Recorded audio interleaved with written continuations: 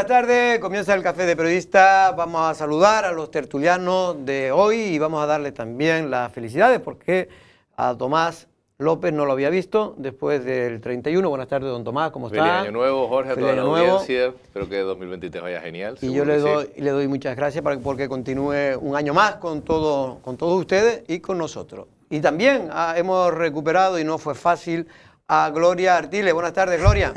Buenas tardes. Está en plan transeúnte. Feliz año también a todos. Feliz año nuevo. Y espero que todo vaya bien. Sí, no me he recuperado después de un año, es que no estaba aquí. Por eso digo, estaba usted por ahí fuera. Pero bueno, todo el mundo tiene derecho a estar fuera de Lanzarote, aunque no sabe usted lo que se pierde. Bueno, por cierto, que ya ha vuelto la normalidad a los colegios en el transporte escolar. Como saben, ayer un paro patronal pues provocó que se vieran afectados cerca de 40.000 alumnos y alumnas en Canarias, unos 4.000 en la isla de Lanzarote. Estas son algunas de las guaguas escolares, en este caso en el, si no me equivoco, en el colegio de Tías, puede ser, de hoy por la mañana. Tomás, el tema parece que se ha resuelto momentáneamente, pero es verdad que todavía no hay un acuerdo cerrado entre la patronal del transporte escolar, en este caso, y la Consejería de Educación. Sí, la verdad que es preocupante porque, claro, la educación es un derecho, pero ese derecho va asociado a la capacidad que tengan los pibes y los niños de llegar al centro educativo, ¿no? Y hay familias que sabemos que no tienen esa posibilidad porque están trabajando, por lo que sea, por falta de transporte. Y entonces, yo sobre todo, vamos a ver, pero dicho esto también, estas cosas pueden pasar, ¿no? O sea, que hay una huelga, por ejemplo, puede ser del personal o puede ser, en este caso, de la propia patronal que decida por incumplimiento de algún aspecto. De los convenios, en fin, que según ellos, el propio gobierno de Canarias reconoce que es verdad que se ha incumplido, pero lo que dice la consejera es que se va a cumplir. Yo ayer, escuchando las diferentes partes en algunos medios de comunicación, yo lo que más enfado noté que producía entre las familias era la falta de información, ¿no? Porque tú puedes, si tienes una previsión suficiente, claro, pues también es verdad, decía la consejera, que la decisión se la comunicaron a ella al parecer prácticamente el Día de Reyes, o que la tomaron las empresas, en sí, este porque caso estaban negociando in extremis. Exacto, y entonces no dio tiempo prácticamente porque Día de Reyes, fin de semana, lunes, primer día de clase, también fue una fecha un poco, mala. Claro, a lo mejor buscaban precisamente eso, ¿no? Que tuviese pues más resonancia mediática, etcétera, pero eso efectivamente es una fecha muy mala porque coja a todo el mundo con el pie los cambiado. Empresarios están aprendiendo de los trabajadores.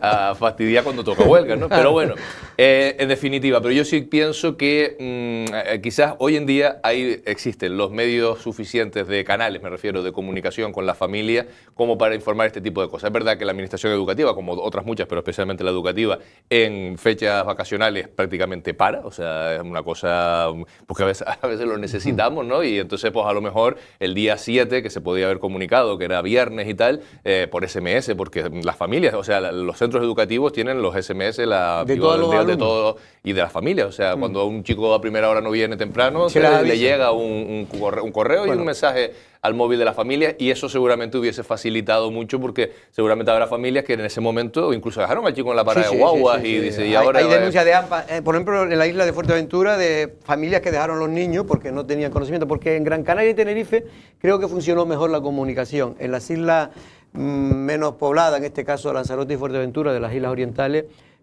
pues prácticamente medios locales, Lancelot y algún otro más que dio la información, porque pudimos ir a la página de la Consejería de Educación, que hasta el sábado pasado no puso un comunicado advirtiendo de que había un paro.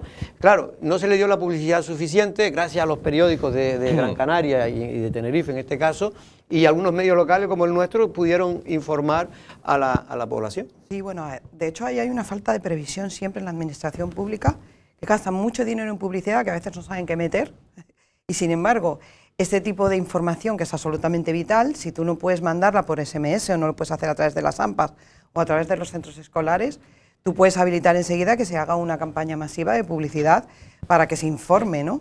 Pero es que además lo que ocurrió también es que no solamente el lunes no lo sabían, sino que tampoco se informaron de que hoy, martes, ya sí podían, ya tenían las... Ayer la consejera que estuvo aquí en Lanzarote sí ya dijo que efectivamente era un paro solamente de una jornada, porque, vamos a ver, estos paros patronales se ve perjudicados, sin duda, la familia, la educación en general, pero también las empresas, porque ese día no lo cobran y son muchas rutas, son 1000 y pico, pero 500 para las rutas. familias es un auténtico... Para sobre todo las que no lo tenían la previsión, claro, los que no tienen previsión, no saben dónde colocar a los niños, porque muchas esas familias trabajan, porque es que ahora este tipo de ya no es como antes. Antes solo trabajaban los hombres a la madre, y que un podía 10% ir, a la o mujer. a un vecino, Claro. o incluso la abuela o tal, pero ahora las cosas son diferentes y todo el mundo trabaja.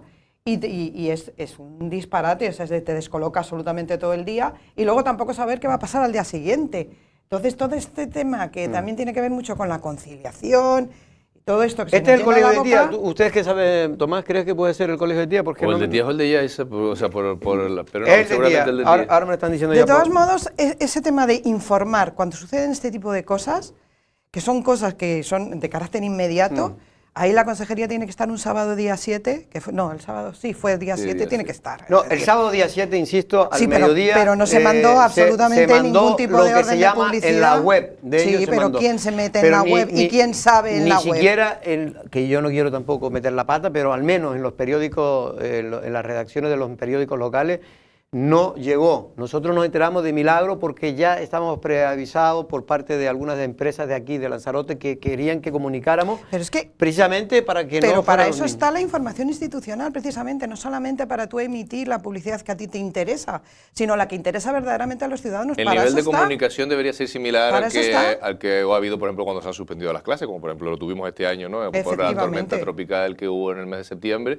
Y todo el mundo se enteró porque es que salió en portada de todos lados, porque es que, o sea, hubo un interés Exacto. real y los centros educativos, a través de sus direcciones, nos lo comunicaron a los profesores, supongo que también al profesorado, a las familias, pero yo me imagino que tiene mucho que ver con las fechas. Yo digo, o sea, es verdad que educación tiene ese hándicap, que es que trabajamos, o sea, que cuando llega el periodo vacacional prácticamente parece que no hay, o sea, no hay gente, o sea, no hay... Y es que es un engranaje complejo, ¿no? Porque es que la consejera suele terminar llegando a la familia a través de otros, ¿no? De las direcciones de los centros, de las jefaturas de estudio, del Pero cuando profesorado, tú y esa sabes gente que estaba de efectivamente por las fechas está toda la comunidad educativa de vacaciones, tú tienes que habilitar otros Otros mecanismos, canales, porque a quien realmente estás perjudicando es a todas las familias.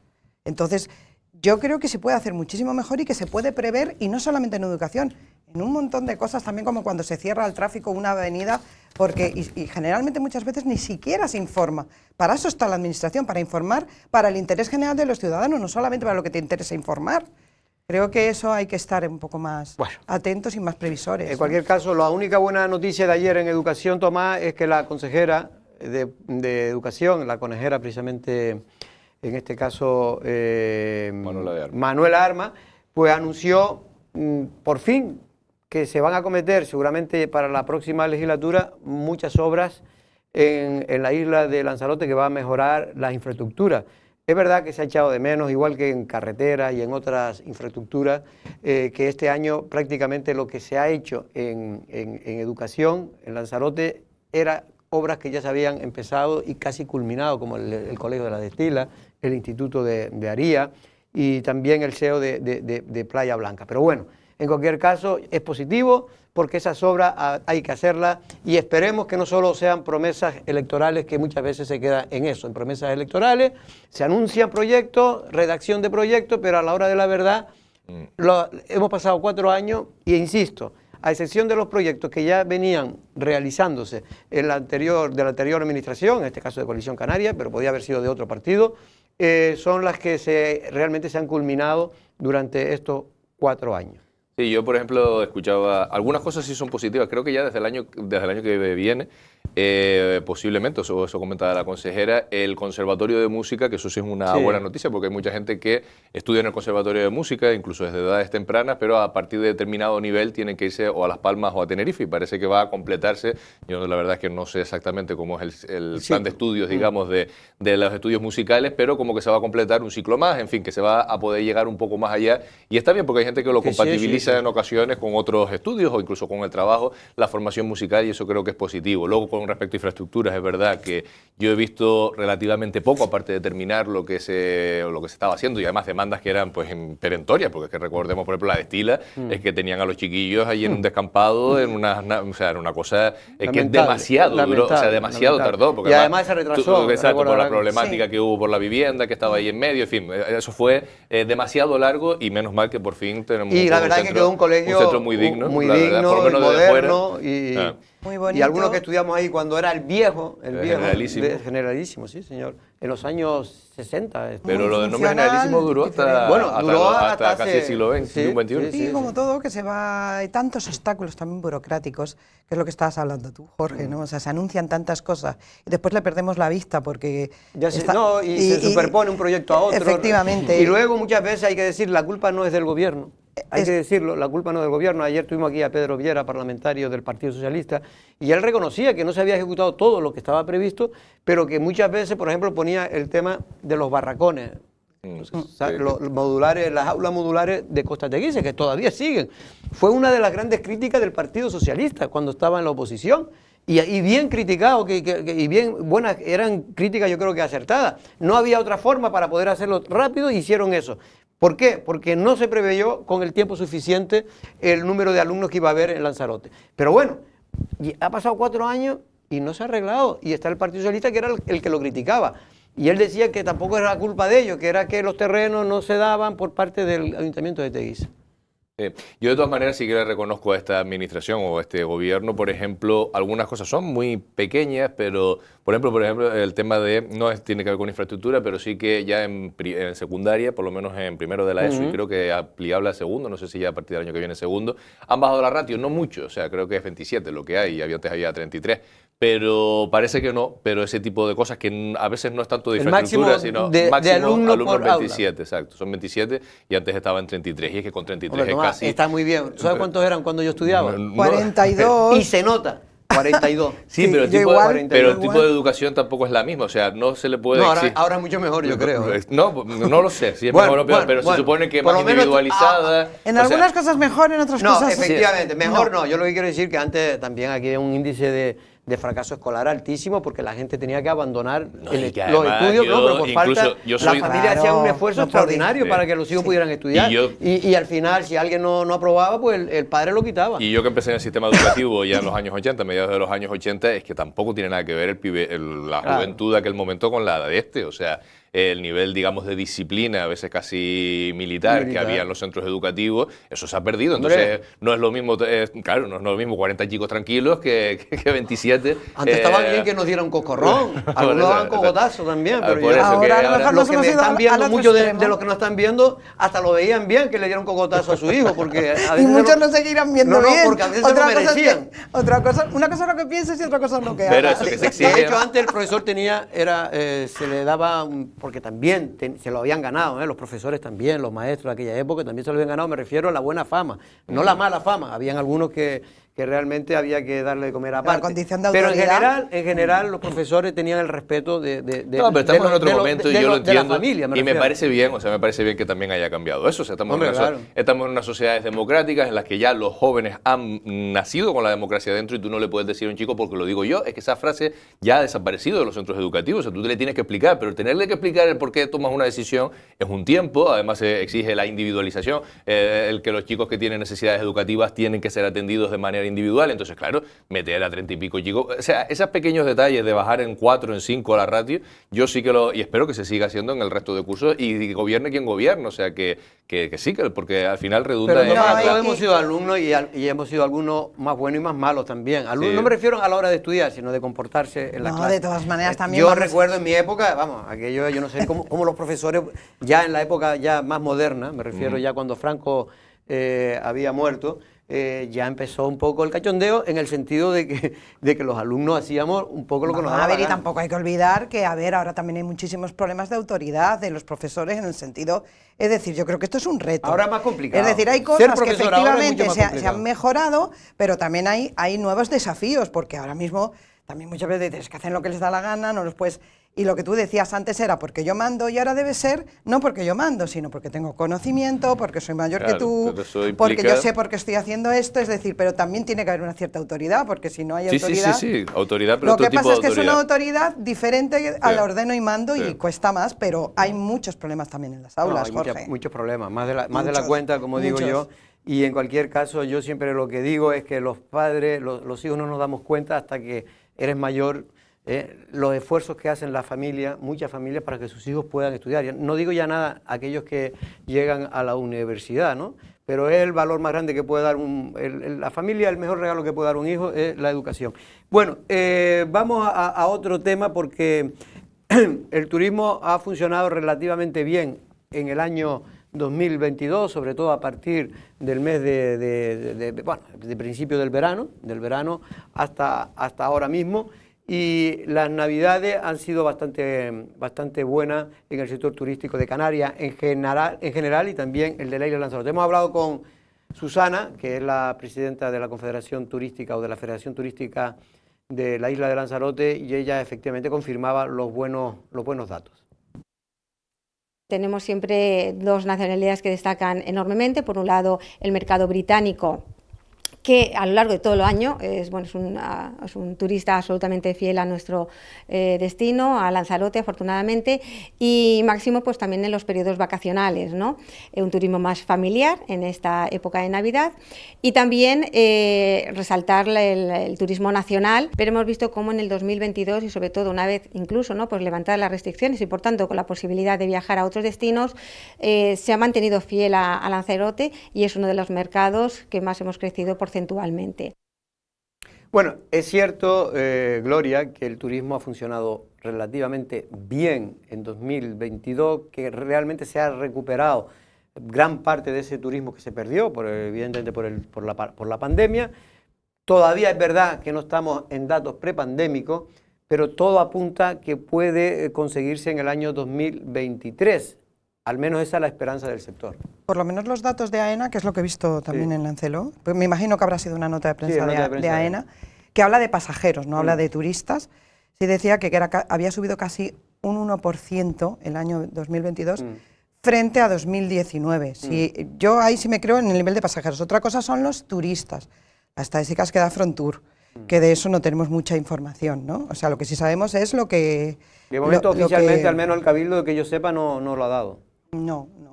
Es decir, también yo creo que quizás la postura del Cabildo un poco es en esa línea de no traer demasiada gente, porque verdaderamente está viniendo mucha gente, y yo digo gracias a Dios que está viniendo mucha gente, porque es por lo que ahora mismo la economía se está volviendo a reactivar. El tema está en que, claro, es decir, esas son imágenes de ayer en el aeropuerto de Lanzarote. Sí. Se ve, está animado. Ayer no era el mejor día, dado que fue el sábado y el domingo cuando más vuelos. No, pero hay días que está absolutamente a tope. Sábado y domingo y que se ha quedado verdaderamente pequeño y además un poco disfuncional. No quiero equivocarme, pero cerca de 200 operaciones de vuelo en el aeropuerto. Y es verdad la recuperación del turismo peninsular, porque date cuenta, o sea, es que está la isla llena ahora mismo en enero. Estoy viendo un montón de... Y yo también veo que es una cosa positiva. Tomás, a ver, todo el mundo tiene derecho a viajar, Tomás, y tú has viajado cuando tenías más dinero, cuando tenías menos. Hemos viajado de todas las formas, y tiene derecho todo el mundo a hacer turismo, incluso en sitios muy buenos a precios baratos. Pero es cierto que también se ha notado un mayor gasto por parte del turista que viene por lo menos a la isla de Lanzarote. Sí, es que yo no sé, bueno, cualquiera que está acostumbrado a viajar o que le guste viajar, que es mi caso, se ha dado cuenta en cualquier destino, o por lo menos en cualquier destino más o menos solicitado, un aumento de los precios en general, especialmente a partir del verano. O sea, también por la coyuntura económica general, es decir, hay mucha gente que estuvo durante 2 años sin poder viajar, que estaba deseosa de poder hacerlo en este momento, había unos niveles de ahorro importantes, me refiero a nivel continente europeo, etcétera. Ahora veremos cómo evoluciona también eso también contrasta luego con lo que te dicen todos los empresarios, sector, economistas y demás, que la palabra ahora ya no me sale la palabra, pero lo están fijo diciendo, lo de o sea, que no hay certeza, como es lo contrario a certeza. Incertidumbre. La incertidumbre. O sea, las dos palabras van juntas, ¿no? Es decir, por un lado, un buen año, sobre todo teniendo en cuenta cómo empezó. Recordemos que más o menos por esta fecha todavía estábamos con el Omicron, o sea, todavía limitaciones. Casi turismo cero prácticamente. Por eso, que el año pasado por estas fechas todavía estamos con mascarilla obligatoria, por lo menos en Navidad, lo recuerdo en la calle. Lo que pasa es que ha pasado tan poco tiempo, pero han cambiado tanto las cosas, y en cambio prácticamente la primavera fue de medio recuperación y ya a partir de Semana Santa-verano ha hecho que volvamos a cifras casi prepandémicas, pero con unos primeros meses muy malos. Entonces esa es la realidad, pero también luego al mismo tiempo todos te hablan de la incertidumbre. Y, porque, después, claro, el panorama... y más después de una pandemia, que el empresariado y hasta el propio sector laboral no es como antes, es decir, ahora ya todo es a ver qué va a pasar. Entonces, claro, esa incertidumbre, el miedo está en yo el creo cuerpo. que sea, exacto, ya El miedo toca está en y el la cuerpo. inflación, Precisamente, el precio del combustible, o sea que se ha juntado muchas cosas. Permíteme, porque tenemos esperando precisamente al jefe de epidemiología de la Dirección General de Salud Pública del Gobierno de Canarias, don Amós García. ¡Feliz Año Nuevo! Amigo, ¿cómo estamos? Jorge, un placer, como siempre, estar con ustedes en este primer café que nunca se me transforma en café. Le estamos esperando. Y ya, Amós, ahora sí se lo digo, puede venir, está usted invitado, no solo a un café, le vamos a invitar también a una comida que se lo merece usted, después de darle la lata durante casi 3 años. Amós, precisamente estábamos hablando antes de que todavía existe entre el empresariado turístico cierto temor a que, en fin, por las noticias que van llegando, ahora lo de China, los Estados Unidos, de que las cosas puedan complicarse en el tema del COVID. ¿Cómo lo ve usted? Yo creo que lo primero que hay que lanzar es un mensaje de tranquilidad. La situación en estos momentos no es en absoluta parecida a la que había hace un tiempo. En estos momentos tenemos una cobertura vacunal de protección frente a la variante Omicron, por ejemplo, tremendamente importante, y eso nos diferencia muchísimo de lo que pasó, lo que ha pasado en otras épocas. Al mismo tiempo hay ya muchas personas también que se han infectado, lo cual contribuye también a crear esa bolsa de protección global que tenemos en nuestro territorio. Además hay que entender también que lo que está pasando en China es fruto de una situación concreta que se está viviendo en ese país, y que en estos momentos las variantes que están circulando en China ya han estado circulando entre nosotros, y que la variante que está circulando en Estados Unidos, que está creando esa sensación de inquietud, es una variante, es una subvariante de la Omicron, y que además tiene una característica que yo creo que hay que resaltar siempre, que todo indica, como así va a seguir padeciendo las nuevas variantes, que va a ser mucho menos vulnerable, menos virulenta que las anteriores, pero posiblemente en algunos casos más contagiosa. Pero entonces podemos estar, a mí me gusta, porque yo soy de los que me gusta dar mensajes de tranquilidad a la población, no hay que asustarla de manera innecesaria, cuando efectivamente la situación ahora mismo en Canarias, ¿usted diría que la situación está controlada en el tema de la COVID? No, yo diría que no solo en Canarias, sino también en el conjunto del país y además en el conjunto de la Unión Europea. Tenemos una bolsa de protección francamente importante. Esto no quiere decir que no debamos incentivar las medidas en 2 aspectos. El primero, vigilar. La vigilancia es fundamental, porque ¿cuál es el riesgo, digamos, más tangible que podemos tener en función de lo que está pasando en China? Es que en China están pasando lo que están pasando porque han desarrollado una estrategia, la de COVID-0, que si bien le dio muchos réditos al inicio, dejaba sin entrar en contacto con el virus a sectores amplios de la población china. Y esto supuso, además, que la ciudadanía pudiera entender esa estrategia en el corto plazo, pero no se podía prolongar en el tiempo. Eso ya era insufrible para la ciudadanía. La ciudadanía allí ha estallado y como consecuencia de ese estallido, en China se ha cometido un error profundo, que es pasar de esa estrategia de COVID-0 a todo permitido de un día para otro. Y dejar que el virus circule libremente cuando la población no está bien protegida porque no ha estado en contacto con el virus, y además las coberturas vacunales allí, sobre todo vulnerables, han sido bajas, han sido deficitarias, pues lógicamente iba a producirse una explosión de casos importante.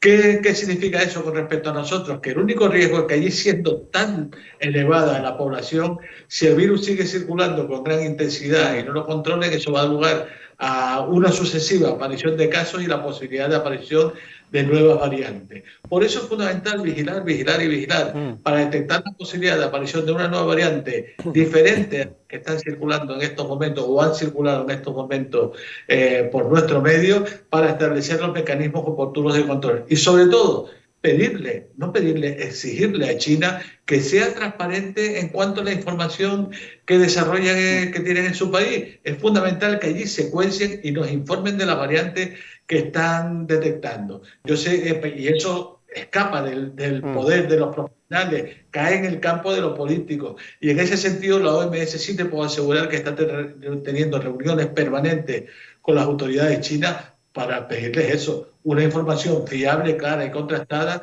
de cuáles las variantes que están circulando en su medio. El compañero Tomás quería hacer una pregunta. Buenas tardes, doctor Amos García. Sobre este tema de China, hay algunos países que no sé si se han precipitado o no a poner una serie de controles sobre la población china que está viajando, ¿no? ¿Existe peligro con respecto a esto? Porque muchas veces se dice, ¿no?, que la situación de China tiene que ver, por lo que usted comentaba, ¿no?, por el encierro más prolongado que ha evitado que haya una cierta inmunidad en la población china, y también por el tipo de vacunación que tienen. Una pregunta de persona que no sabe nada. ¿Nuestras vacunas nos previenen, o las que hemos utilizado, ante lo que ahora mismo está circulando en China, o el conocimiento que tenemos sobre lo que está pasando allí, sobre las variantes que están allí, es tan escaso que no podemos asegurar eso? En principio, con la información disponible y en la que la OMS brinda a todos los países, las variantes que están circulando allí forman parte del perfil de variantes que han estado circulando en nuestro medio. Por eso, en principio, debe haber tranquilidad. Ese tipo de medidas de vigilancia en fronteras yo lo entiendo fundamentalmente como un elemento que puede posibilitar retrasar la aparición de una nueva variante en nuestro medio, no evitar la aparición de una nueva variante, porque la variante se va a introducir con toda seguridad, sino retrasarla para estar un poco más armado.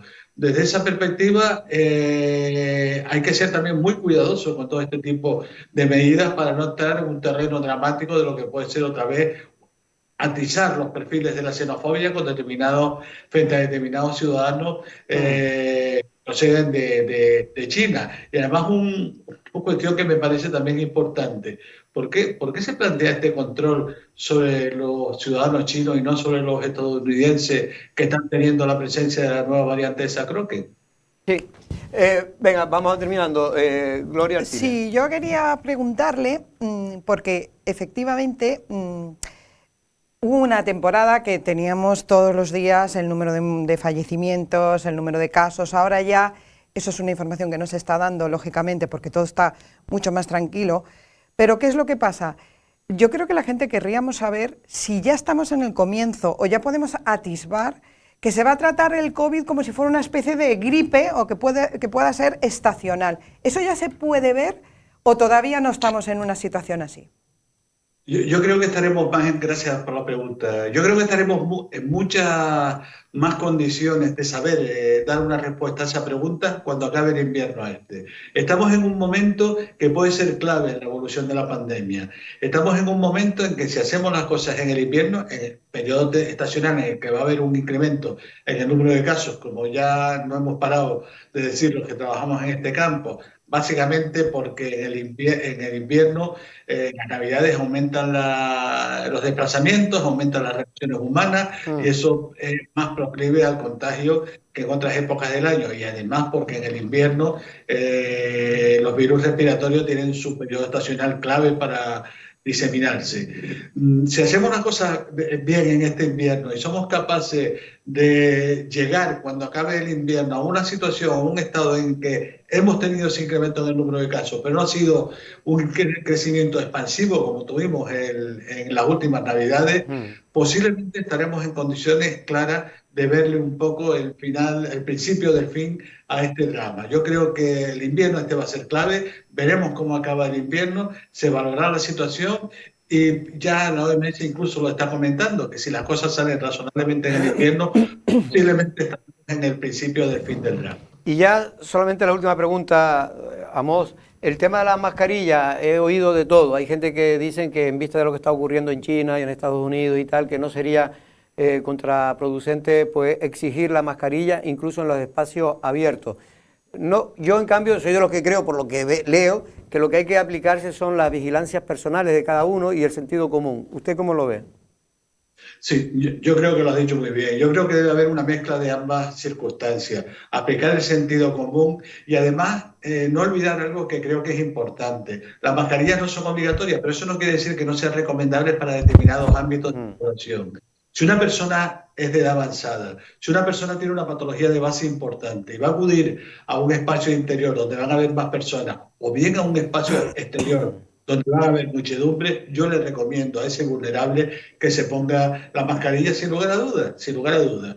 Y ese creo que es el marco de intervención en el que debemos desarrollar la recomendación sobre el uso de la mascarilla. Y ya la última, se me había olvidado, el tema de la vacunación, me han dicho, al menos aquí en la isla de Lanzarote, que no está funcionando todo lo bien, me refiero a la cuarta dosis de refuerzo, todo lo bien que funcionó, en este caso, sobre todo la segunda, que ya fue en Lanzarote, creo que alcanzó casi el 80% de la población.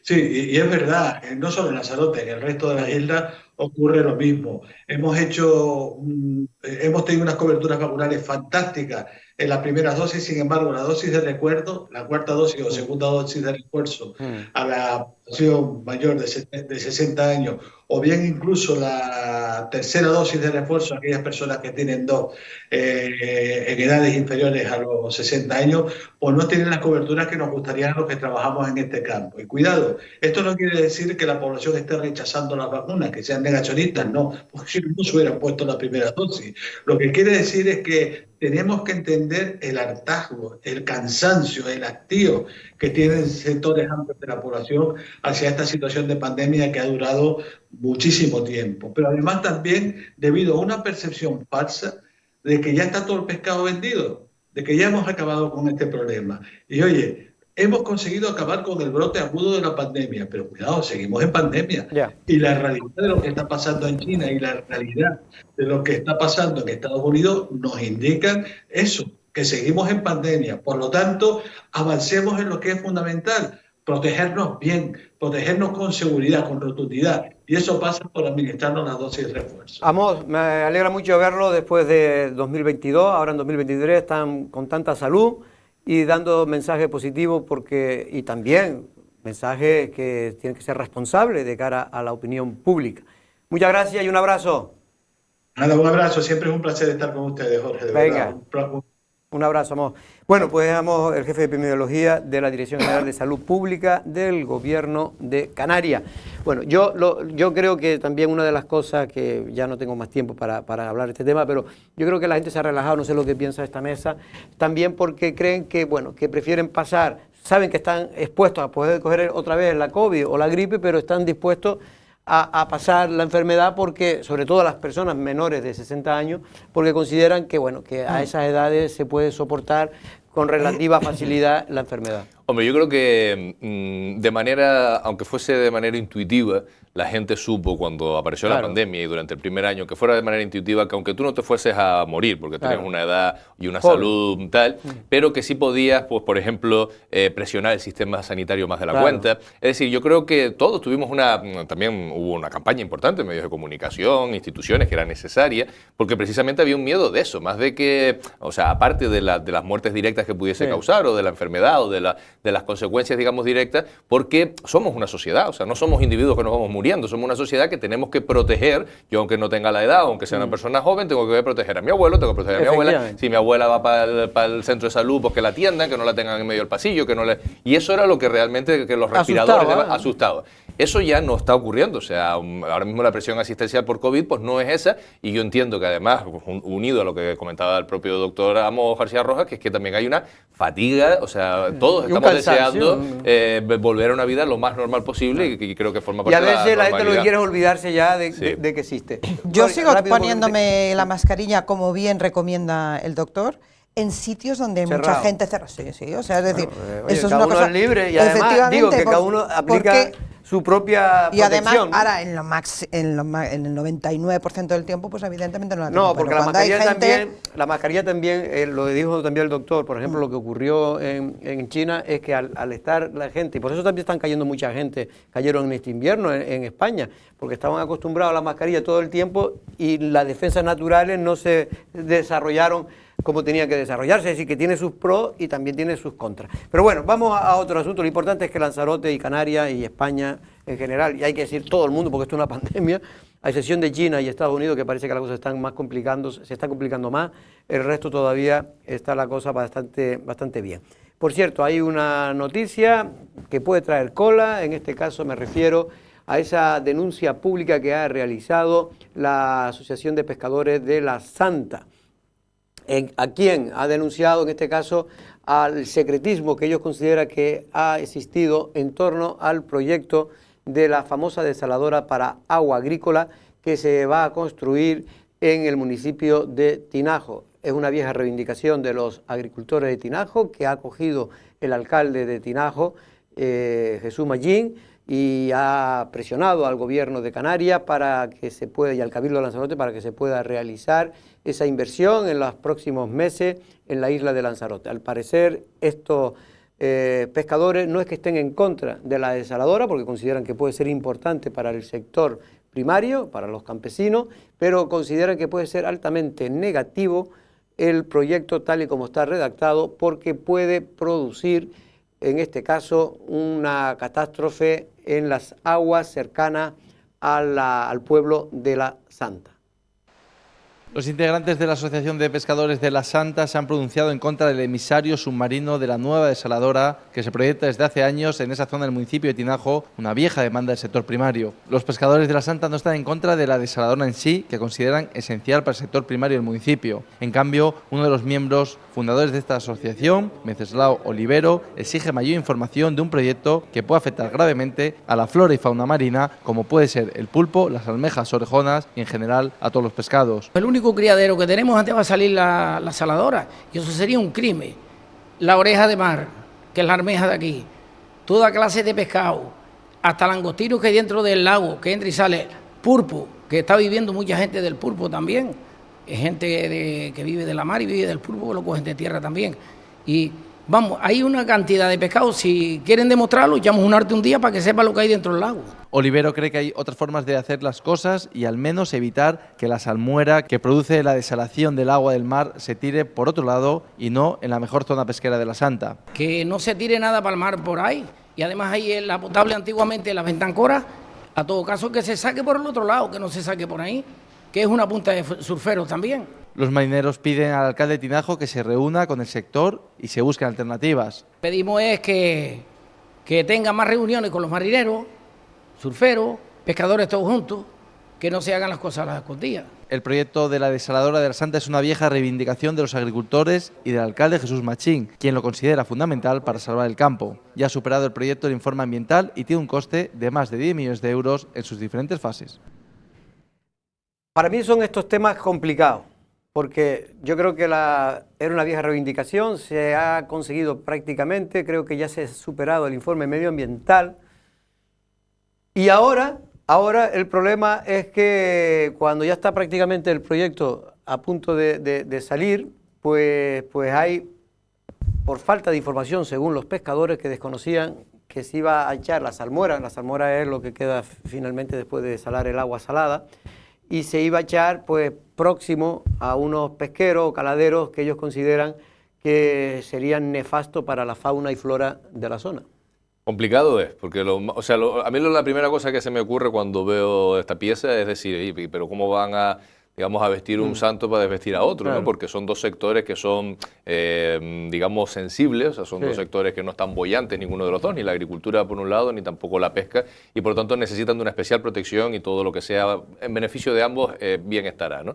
Entonces, pero claro, el tema es cómo funciona la administración pública, que es una maquinaria enorme que para una obra como esta, para una infraestructura como esta, pues necesita informes, declaración de impacto, en fin, toda la, digamos, la parafernalia que sabemos que es necesaria, y que cuando sale un proyecto una modificación puntual puede retrasar, ¿no? Porque tampoco parece, yo no sé, yo estoy hablando como... Esto lleva desde 2019 No, que este proyecto que lleva tiempo, desde luego, yo recuerdo hablar sí. de esto en el Cabildo y hace ya, por lo tanto, más de 4 años, pero a lo que me refiero es que, o sea, que habrá una modificación de este proyecto que no parece, a ver, yo como persona ignorante del asunto, seguramente la salmuera tendrá una conducción y la conducción pues puede ponerse, como él mismo decía, pues en vez de para acá, para allá, o sea, no ponerlo Por eso precisamente... digo que lo que habrá que analizar es si ese proyecto se puede mejorar. Yo creo. El Claro, problema pero es lo que que no- tarda las modificaciones de los proyectos para la administración pública. Pero que se haga en tiempo y forma, porque si no, eso no sale más nunca. A ver, esto ocurre como muchísimas cosas. La administración efectivamente pone toda su maquinaria, están todos los informes medioambientales correctos, pero yo creo que siempre y que nos está ocurriendo una cosa, con los verdaderos profesionales, con la gente que está ahí, con los verdaderos pescadores, con los que saben, pasa como con los agricultores o como con los cazadores, que son los que saben cómo se maneja el cotarro, porque yo no tengo ni idea que la administración ni siquiera haya preguntado, se haya acercado y haya dicho, oye, ¿qué informes medioambientales son? ¿Se hacen desde un despacho o se hacen de la propia experiencia de esa zona? Además, la Santa todavía sigue siendo un núcleo pesquero, con todo lo que eso conlleva. Vas allí y te encuentras con todos estos pescadores que te hablan y te dicen, pues el pulpo, Bueno, lo el otro. lago fue uno de los, bueno, de familia de pescadores. Claro, pero es decir, ¿cómo no se de toda tiene la familia en Olivero. cuenta a todos aquellos sectores que son los que verdaderamente saben lo que pasa? Claro, Entonces, lo que pasa es que después tú hablas con el ayuntamiento y ellos dicen que todo el mundo tenía información, que esto ya estaba... bueno, Pero no, yo pero estoy de acuerdo. no me refiero del ayuntamiento, me refiero cuando tú vas a hacer el proyecto medioambiental, tú tienes que estar con esa gente. Pero estoy de acuerdo con Gloria porque a veces es verdad que se ha deshumanizado la administración pública. Efectivamente. O sea, claro que seguro, porque eso pasa con cualquier procedimiento administrativo, tuvo un periodo de exposición pública. Pero es que los pescadores no están pendientes al BOC Efectivamente. ni al boletín oficial de la provincia. Es decir, tiene que haber, o sea, a la hora de redactar esto tiene que humanizarse más La administración, y la administración claro. y darse cuenta de, oye, cuáles son los pros, los contras, quiénes son los perjudicados. puede Son cambiar personas, el son sitio seres de humanos salida, que están en claro. un sitio o sea, que tienen una Saben, cofradía, que conocen, tienen... claro. Y hay que acercarse ahí. O sea, no podemos pretender que la participación de la ciudadanía se limite a los procedimientos administrativos porque la gente tiene su trabajo, Claro, sus vidas. y en este caso no me estoy refiriendo claro. a los políticos, me estoy refiriendo al mismo tanque administrativo, ¿no? Que es como una especie de tanque que te va... Cuando tú estás allí, tú sabes cómo es la Santa, pues lo primero que tienes que hacer es... Pero me refiero como estos pescadores, como tantas cosas, los mismos agricultores, ¿quién sabe Tomás tenía realmente del razón campo? en una cosa, Lanzarote, esto es una nota oficial en su día del Consorcio Insular del Agua. Lanzarote, 10 de abril de 2018, el presidente del Consorcio del Agua, en aquel momento era Yeye Eugenio, informa que la planta desaladora de agua de mar y de 2 pozos de captación y un pozo de vertido se somete a trámite de exposición pública. En 2018 empieza el procedimiento. Bueno, vamos ahora con nuestro invitado a la segunda parte.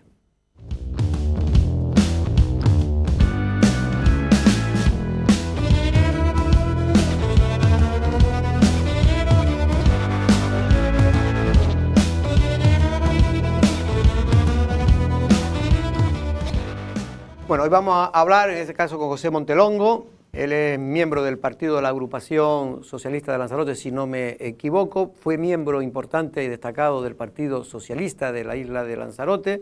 Fue alcalde por el Partido Socialista en el Ayuntamiento de Arrecife ya hace unos años. Y finalmente fue apartado. Él, en aquel momento, cuando nosotros lo entrevistamos, dijo que fue por decisión propia de la alcaldía de Arrecife porque estaba imputado en 2 piezas del famoso caso este era el caso Unión, pero derivado del caso Unión y Monte Carlo.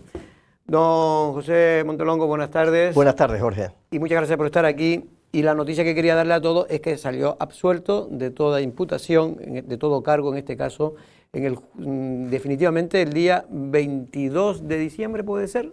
Puede ser, Puede sí, ser. el Por 22 de ahí creo diciembre. que leí yo la noticia. Me imagino que usted respira y ha respirado hondo, ¿no? Se respira mejor, desde luego. Uno se quita con el paso del tiempo pues una especie de losa, ¿no? que tienes ahí, que no la ves, pero la sufres, ¿no? Sobre todo el peso de tener que esperar a que el procedimiento terminara. Porque un procedimiento que duró y que ha durado... ¿Duró cuántos años? Pues... 8 años, ¿puede ser? Pues aproximadamente, bueno, si contamos desde que se inició lo que fue la instrucción, pues casi 10. Casi 10 años. Casi 10 años que todo el mundo tiene que saber, que la gente pues está en una situación, digamos, en precario, pero además pues tiene problemas, sufre problemas hasta de sueño, problemas obviamente porque conozco a gente que están imputados y que después ha salido absuelto y han pasado realmente un calvario. En este caso, es verdad que usted incluso se presentó en las próximas elecciones a pesar de estar imputado, pero ¿se arrepiente de haber dejado la alcaldía? ¿Usted la dejó? ¿Realmente se lo recomendaron desde el Partido Socialista? Bueno, yo normalmente uno no se suele arrepentir, o no me suelo arrepentir de lo pasado, ¿no? Y en el hecho de haber renunciado a la alcaldía, el honor que es ser alcalde del municipio donde naciste, para mí es uno de los mayores, ¿no? Cuando te presentas a unas elecciones y eres elegido, ganas las elecciones en el municipio, como fue en el 2015 por el Partido Socialista, y eres alcalde, evidentemente tomar la decisión de marcharte, lo pones todo sobre la mesa, es decir, pero era una cuestión de dignidad, es decir, por mí, por los vecinos de Arrecife, no podíamos permitir que evidentemente el titular fuera el alcalde del Ayuntamiento de Arrecife, pues está o no está, y eso iba a pasar. También le digo, no le digo o no le engaño si le digo que evidentemente había gente del Partido Socialista que quería que evidentemente dejara el puesto, dejara la alcaldía. Eso es así, decir lo contrario, pues no sería faltar a la verdad. Yo he hablado con usted de manera privada y en público en muchas ocasiones, pero es cierto que ha habido un trato diferencial en el Partido Socialista de Lanzarote y también el de Canarias, respecto a otros imputados que no se le ha exigido ni se le ha presionado, como de alguna manera todo el mundo sabe que se le presionó a usted para que dejara la alcaldía. Bueno, es verdad que uno mira otros casos en Canarias del Partido Socialista, gente con la que sigo teniendo amistad, ¿no? En el Partido Socialista tengo todavía muchos amigos aquí en Lanzarote y fuera de Lanzarote, ¿no? Y en el caso, me imagino que te refieres, en el caso de Blas Acosta, pues no solamente... Que yo me alegro, ¿eh? Y yo totalmente... Que yo me alegro por Blas Acosta porque además lo defendí porque no tiene por qué una persona, además en casos que son más de cuestiones administrativas, claro, que de puro, en fin... en el caso de Blas no solamente... ¿Qué se puede utilizar políticamente por el enemigo y cargarse a una persona que vale claro, simplemente por una cuestión de un error o un fallo administrativo? No solamente se mantuvo porque... estaba convencido evidentemente de su honestidad. Además, hablé bastante con él en aquel tiempo, estuvimos hablando hace también unas semanas cuando salió la sentencia, me felicitó, yo lo felicité a él. También no solamente se mantuvo, sino evidentemente el presidente del Gobierno de Canarias lo nombró viceconsejero de Economía del Gobierno de Canarias y todavía no se había celebrado el juicio. Por eso le digo que hay diferencias, sí, pero bueno, esas diferencias al final las tendrán que explicar pues los responsables del Partido Socialista, que siguen siendo los mismos que eran en aquella época, ¿no? Porque en Lanzarote una cosa y en Gran Canaria, en Fuerteventura o en Tenerife otra distinta, ¿no? A eso, Jorge, yo no te puedo responder.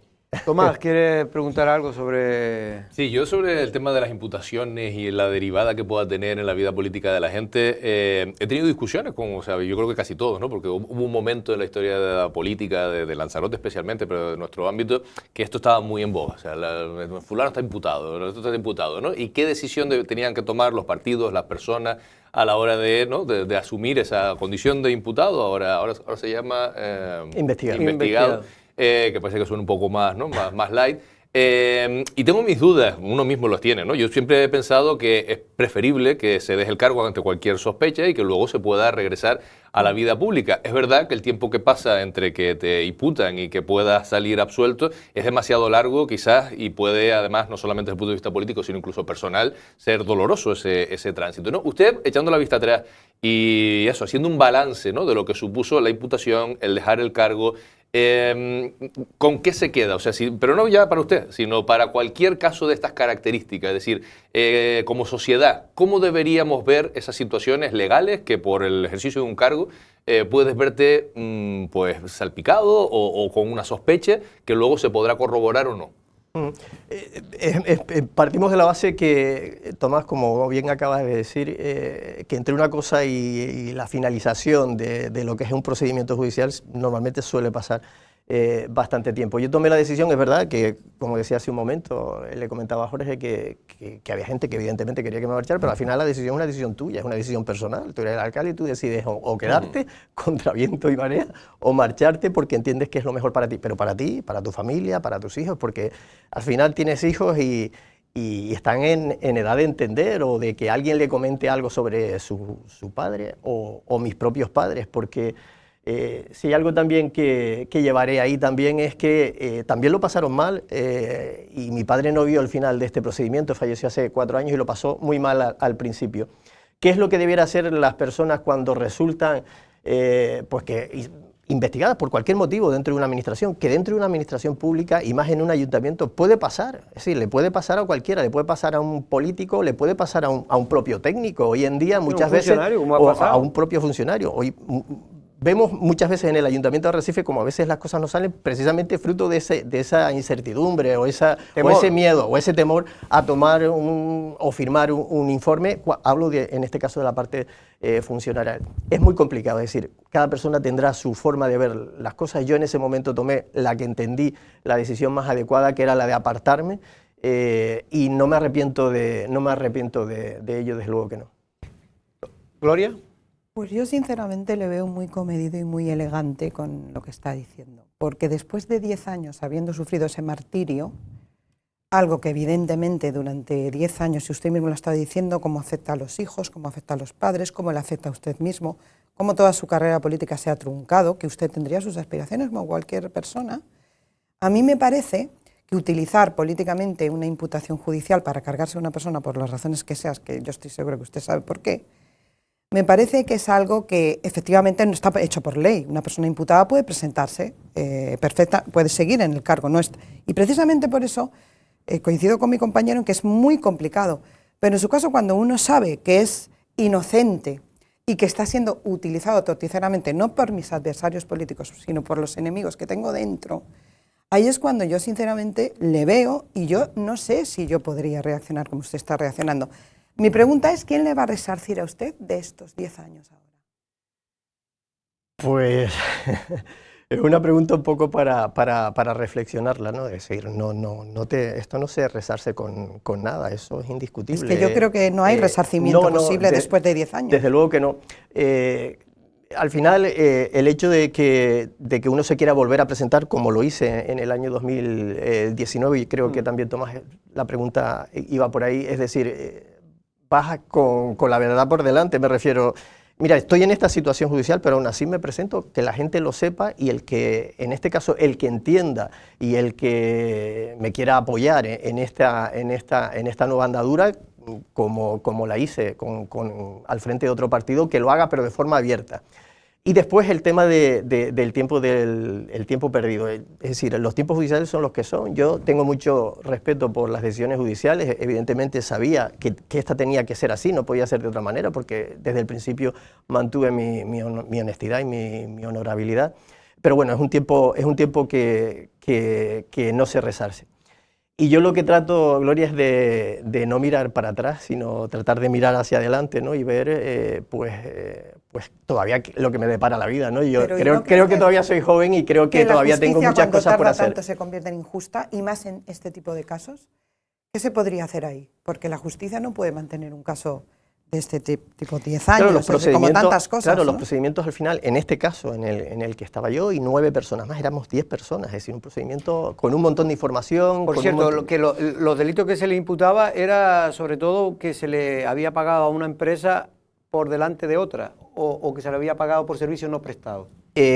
Pues bueno, había pues varias cosas, es decir, unos plenos de reconocimiento donde se llevaron unas facturas para reconocer por parte de lo que es el pleno, es decir, por parte de los 25 concejales, que si se podía haber adelantado una factura por otro. Casi todos los meses, de verdad que no se debería de hacer, pero los procedimientos administrativos son así, vamos a verlo, si no sale nada adelante. Evidentemente, un reconocimiento extrajudicial en un ayuntamiento, si ustedes miran en los 7 ayuntamientos de esta isla, a lo largo del 2022, estoy seguro que no 1, ni 2, ni 3, ni 4, ¿no? Es decir, unos cuantos seguramente, pero son procedimientos reglados, es decir, las circunstancias son las que son, hay gastos que se producen y que finalmente tienen que ir por esa vía y no hay otra, vamos.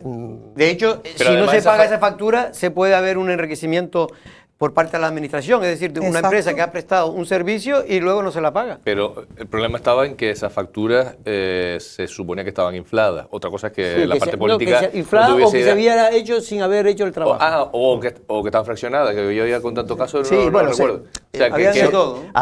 Se decía que si habían trabajos que no estaban realizados. Evidentemente se contrastó una por una de aquellas facturas que estaban en discusión, que evidentemente que los trabajos no solamente estaban realizados, sino que evidentemente estaban acordes a lo que se había cobrado. Estaban firmadas por los técnicos, por el personal, tanto intervención como las diferentes áreas del propio ayuntamiento. Por lo tanto, las facturas se llevaron a pleno, incluso se pusieron en conocimiento de los 24 concejales, que son 25 los que forman lo que es el pleno del ayuntamiento, y evidentemente todo el mundo votó lo que quiso. Es decir, y quien quiso ver las facturas las pudo ver, es decir, allí no se le escondió nada a nadie.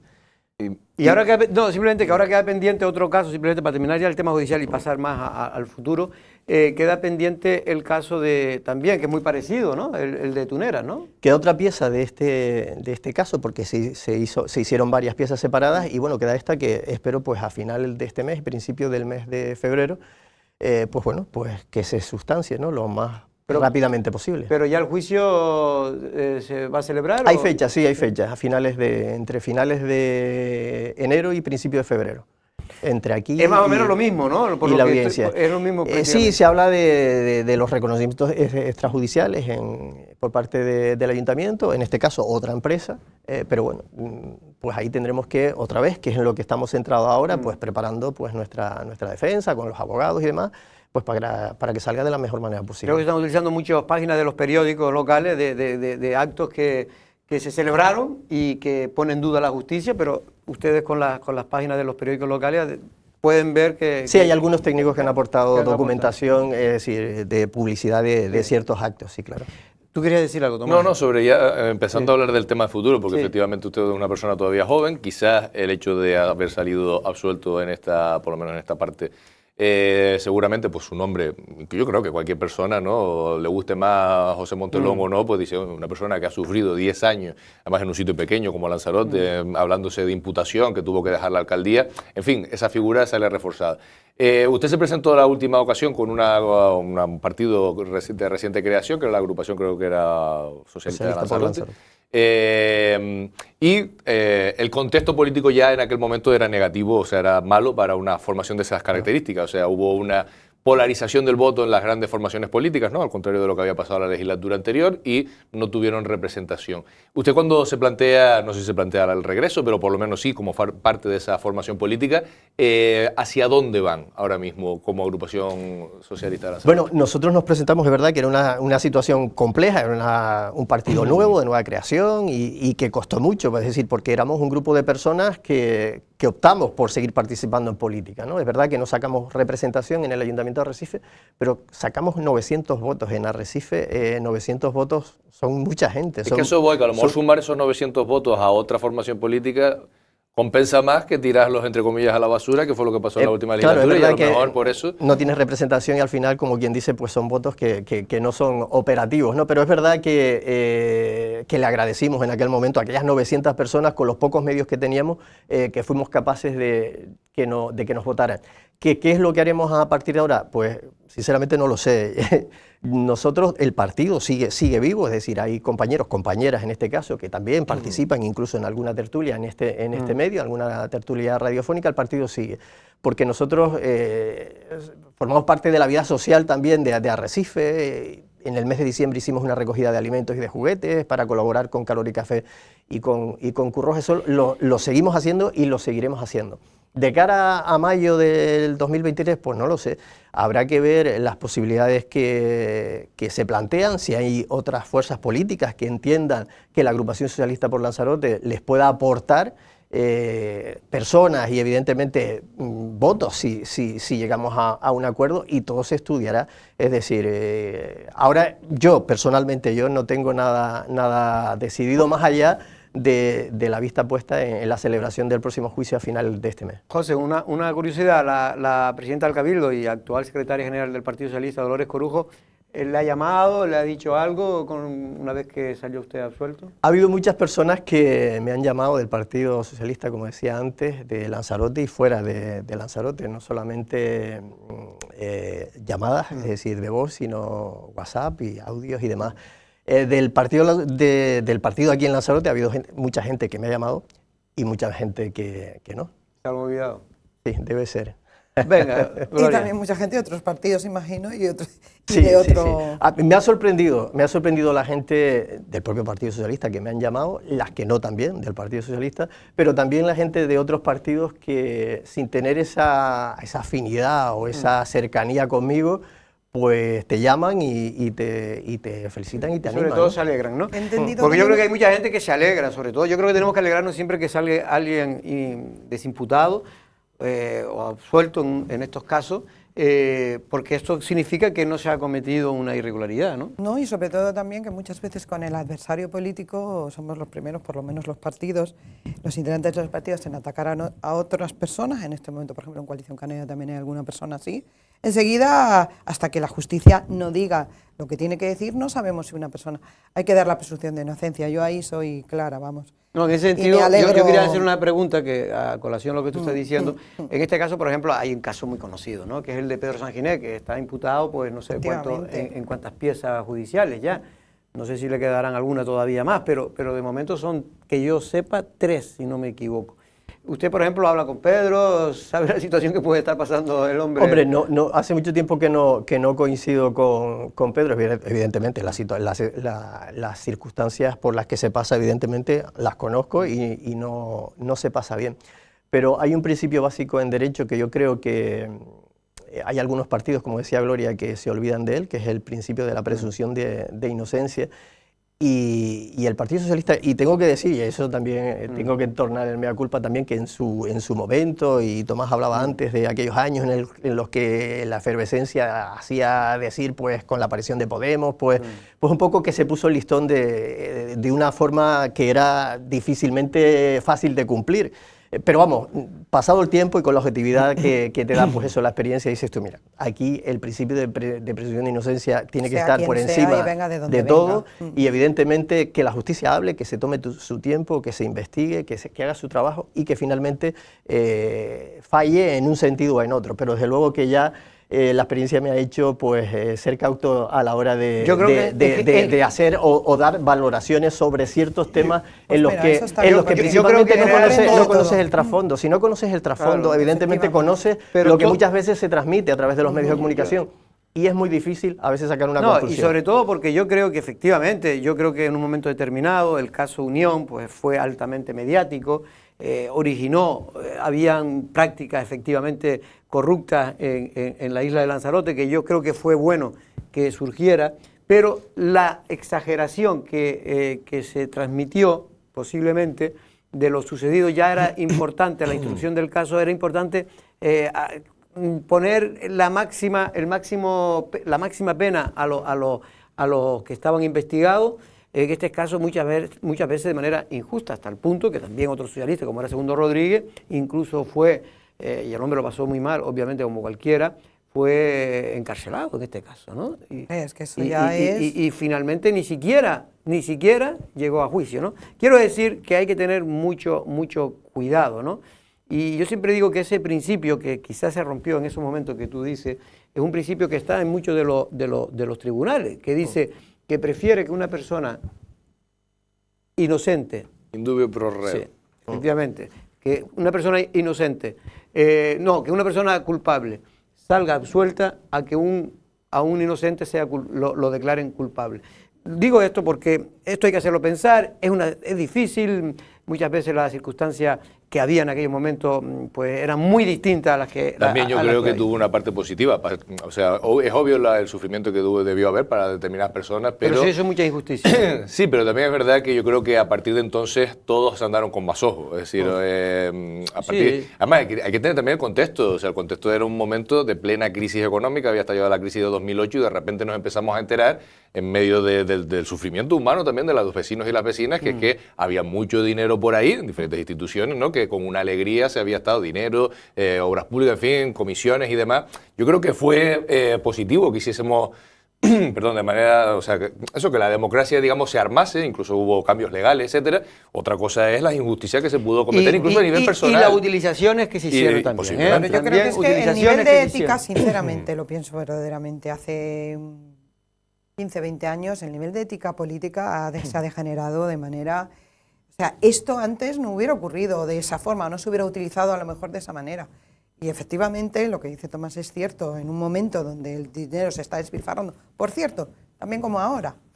Lo que pasa es que es verdad que ahora no sabemos exactamente dónde está yendo y hay mucha menos transparencia, pero ahora mismo el dinero se está despilfarrando muchísimo más astutamente y no lo estamos viendo. José, nos tenemos que ir. José, simplemente ya como última pregunta, un poco Tomás te lo preguntó, no hay tomada ninguna decisión respecto a tu futuro político. Estás esperando, me imagino, al caso Tunera y después ahí tomará una decisión. Evidentemente, hasta mayo pues hay tiempo, sabes que los partidos normalmente lo primero que deciden son los candidatos, después vendrán las listas, pero lo que dije hace un momento es decir, las propuestas que nos hagan llegar a la agrupación, que no solamente soy yo, es decir, hay más personas en el partido, pues se estudiarán y después se tomará la decisión que quiera tomar el partido. Y los 900 votos, pero lo que sí parece entonces es que ustedes solos no se presentarían. Sería muy complicado, claro, que la agrupación por sí sola se fuera otra vez a unas elecciones municipales como las del 2019. Sería muy complicado por la falta de medios, porque... Y si entonces ya fue difícil y no consiguieron nada efectivo, pues ahora más difícil. Y los 900 votos, siempre me he quedado la duda, ¿eran los 900 desencantados del Partido Socialista? No, hombre, yo quiero pensar que no, que habían vecinos de Arrecife que entendían que el proyecto y que el programa electoral que se presentó, que presentó la agrupación, pues tenían, pues, que estaba interesante. De hecho, ha habido alguna moción que hemos presentado en el Ayuntamiento de Arrecife a través de algún partido que ha estado en la oposición, como puede ser Lanzarote en Pie, el de Leticia Padilla, o la propia Coalición Canaria, de HDI. Hay alguna moción que se rechazó y que bueno, que ahora parece que se está trabajando en ese sentido, ¿no? Pero bueno, eso está bien. Yo quiero pensar que había gente que en su día votaron al PSOE y que esta vez optaron por la agrupación y otros vecinos que realmente votaron por primera vez por la agrupación socialista por Lanzarote. Pues don José Montelongo, me alegro mucho de verdad personalmente, sobre todo me alegro en fin, de su situación, que haya superado después de tanto tiempo este primer juicio y que el segundo, por lo que me dicen los juristas, es muy parecido al primero, por lo tanto tiene muchas posibilidades de que tenga el mismo resultado, aunque con la justicia ya se sabe que nunca se sabe. Hay que ser siempre respetuoso, respetar los tiempos y que bueno, en eso estamos centrados pues en preparar el próximo, que es a finales de este mes y a principios del próximo, y que bueno, y que luego se verá, ¿no? La vida todavía, como decía hace un momento, pues somos jóvenes, entiendo que somos jóvenes todavía. Unos más que otros. Unos más que otros, y ya se verá lo que haremos de aquí a un futuro próximo, ¿no? José, mejor no hablar en esta mesa de edad. Vamos a correr un estúpido velo. Gloria, bienvenida a Café de Periodista de nuevo después de unos meses de descanso, ¿no? ¿Un año casi? Un año. Oh. Tomás por lo menos nos sigue todavía. Una semana estuve yo de vacaciones. Tomás que le gusta mucho... No, pero de todas maneras hemos empezado esta semana. Sí, por eso que de asueto tuve una semana. Efectivamente. Bueno, gracias, Jorge. Pues nada, Tomás. Nosotros mañana vamos a regresar a la misma hora. Buenas tardes.